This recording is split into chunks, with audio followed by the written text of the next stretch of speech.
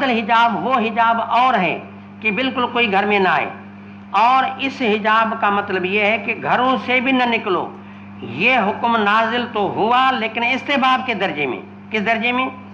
یعنی جواز پھر بھی رہا کہ جائز اب بھی ہے، حاجت کے لیے آپ نکل سکتی ہیں، تاہم مستحب یہ ہے کہ قضا حاجت کے لیے بھی تم اپنے گھر سے نہ نکلو، لیکن جلدی نہ، کچھ عرصے کے بعد یہ حکم نازل ہوا۔ اب بتائیں حضرت عمر کی مرضی پوری ہوئی یا نہ ہوئی؟ جی باقی بچہ یہ فات سے بظاہر معلوم ہوتا ہے ادھر واقعہ ہوا، ادھر حجاب نازل ہوا، حالانکہ یہاں اس طرح تو نہیں تھا، بلکہ یہاں تو کہا گیا کہ تمہاری حاجت ہے، حضرت عمر کیوں اعتراض کر رہا ہے؟ حاجت کے لیے تم نکل سکتی ہو۔ حضرت گنگوئی فرماتے ہیں یہ فا تاکیب تراخی کے لیے، یہ تاکیب معنی بعد میں حجاب نازل ہوا، یعنی کچھ دیر سے نازل ہوا، اس واقعے کے متصل بعد نہیں، علل فور نہیں، یہ حکم نازل ہوا علل تراخی۔ اب فا بھی سمجھ میں آ گئی، اور حجاب کے وہ کون سا حجاب تھا، یہ کون سا حجاب تھا، اور یہ بھی سمجھ میں آیا کہ حضرت عمر کی مرضی پوری ہوئی لیکن کچھ دیر سے پوری ہوئی آیا۔ تو اب وہ بعد حجاب والی بات، کتاب التفسیر والی روایت وہ بھی صحیح، اور کتاب الوضو والی روایت کہ بھئی قبل الحجاب یہ بھی صحیح، کیونکہ وہ حجاب اور ہے، یہ حجاب اور ہے۔ اور پھر یہ بھی پتہ چلا کہ حضرت عمر کی مرضی پہلی بھی پوری ہوئی، دوسری پوری ہوئی۔ پہلی بھی پوری ہوئی، پہلی بھی یہ تھی کہ کوئی گھر میں نہ آئے، دوسری پوری ہو گئی کہ بھئی حاجت کے لیے مستحب ہے کہ باہر تم حاجت کے بنا نکلو۔ تو اس طریقے سے حضرت عمر کے جو موافقات ہیں کہ موافقات وہ ہے 22 مقامات، علماء کہتے ہیں 22 یا 23، ان مقامات میں ایک مقام یہ ہے کہ قرآن اللہ کا حکم حضرت عمر کے مرضی کے مطابق نازل ہوا۔ موافقات عمر میں سے ایک مقام یہ بھی ہے۔ آگے بات سمجھ میں؟ اب یہ بڑا اہم سوال ہے، اور اس میں سوال بھی آ سکتا ہے، پرچہ بھی آ سکتا ہے۔ اس کو اچھی طرح خوب سمجھ لو کہ میں نے کیا کہا کہ بعد الحجاب قبل الحجاب یہ ساری باتیں میں نے عرض کر لی۔ حدثنا زکریا قال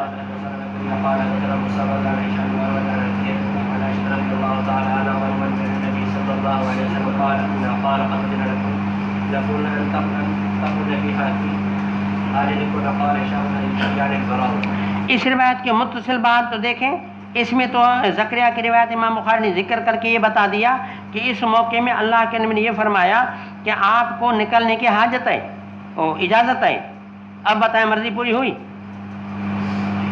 پوری تو نہ ہوئی، لیکن میں نے ساری حدیثیں ان کی تطبیق کر دی، یعنی واقعے کے متصل بات تو یہ بات ہوئی کہ ہاں تم نکل تو سکتی ہو، لیکن کچھ عرصے کے بعد فی الفور بالتراخی یہ حکم نازل ہوا کہ تمہارے لیے ثواب کا کام یہ ہے کہ گھروں سے نہ نکلو۔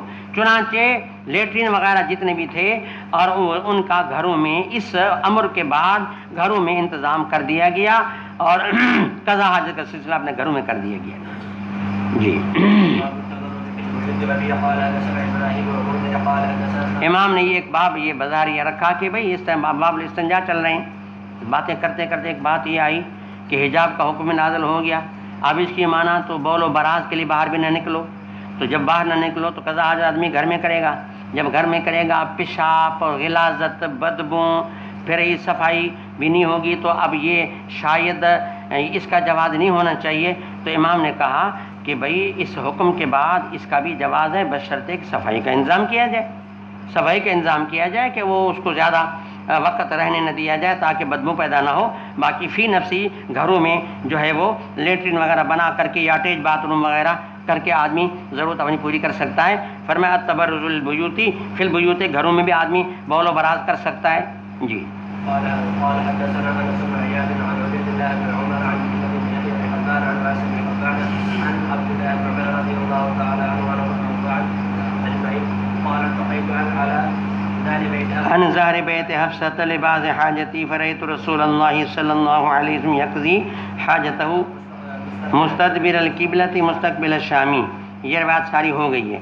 بی قال حدثنا یعقوب بن ابراہیم قال حدثنا یزید بن ہارون قال اخبرنا یحییٰ محمد بن یحییٰ بن حبان ان عمه واسع بن حبان اخبره ان عبد الله بن عمر رضی اللہ عنہ وعنهم اخبره قال لقد ظهرت ذات يوم على ظهر بیتنا، یہاں یہ کہ بیتنا، فرأيت رسول اللہ صلی اللہ علیہ وسلم قائدا على لابنتین مستقبل بیت المقدس باب الاستنجاء بالماء۔ اب یہاں یہ کہ باب الاستنجاء چل رہے ہیں، تو پھر اس میں ایک بات یہ آ گئی کہ بھئی پانی اللہ کی نعمت ہے اور انسانوں کی ضرورت ہے، اور جاندار کا بقا پانی پہ ہے۔ وجعلنا من الماء کل شیء حی، تب پانی ایک پاک صاف ستھری باعزت محترم مکرم چیز ہے۔ اب قضا حاجت کے وقت میں آدمی اپنی مقصد کو صاف پانی سے کرے، یا یہ ہے کہ اپنے عضو مخصوص کو پانی سے صاف کرے، تو شاید یہ حرام ہوگا، ناجائز ہوگا، ممنوع ہوگا۔ چنانچہ ایک مسلک بعض لوگوں کا تھا بھی صحیح کہ بھئی استنجا بالاحجار کا ثبوت ہے، استنجا بالماء کا ثبوت نہیں ہے، پانی مکرم چیز ہے، بالکل استنجا بالماء نہ ہو۔ تو امام نے باب رکھا کہ باب الاستنجاء بالماء، حکم اس لیے نہیں بیان کیا، حتمی بات اسے بیان نہیں کی کہ مسئلے میں اختلاف تھا، اور کہا کہ روایت میں پیش کرتا ہوں، پھر فیصلہ تم خود کرو۔ تو صرف عنوان رکھا الاستنجاء بالماء، کوئی حتمی بات نہیں کی، یہ امام کی عادت ہے۔ جب مسائل میں کہیں اختلاف ہوتا ہے، اسلاف میں بالخصوص، تو پھر کوئی اپنی رائے نہیں دیتے۔ چنانچہ یہ روایت حدثنا ابو الولید ہشام بن عبد الملک قال حدثنا شعبۃ عن ابی معاذ واسمه عطاء بن ابی میمونۃ قال سمعت انس بن مالک رضی اللہ تعالی عنہ عنہ یقول قال النبي صلی اللہ علیہ وسلم اذا خرج لحاجته اجیء انا وغلام معنا۔ انس کہتے ہیں میں خادم، میں خدمت کی میری ڈیوٹی تھی، اور حضرت صلی اللہ علیہ وسلم مدینہ منورہ میں جب تشریف لائے تو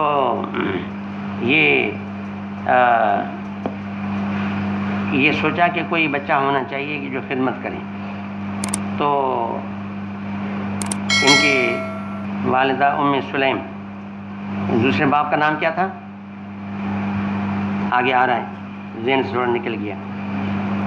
ہاں، اجیو انا، کہ میں اور ایک چھوٹا بچہ میرے ساتھ، معنا اداوت من مائن، ہم جی، تو یہ اداوت کہتے ہیں چمڑے کے برتن کو، یعنی یہ ہم لایا کرتے، ارادہ کر رہے ہیں انس، یعنی ارادہ اس بات کا کر رہے ہیں کہ یستنجی بھی، کہ معنی اداوت اس لیے ہم لاتے تاکہ اللہ کے نبی اسے کیا کریں، استنجا کریں۔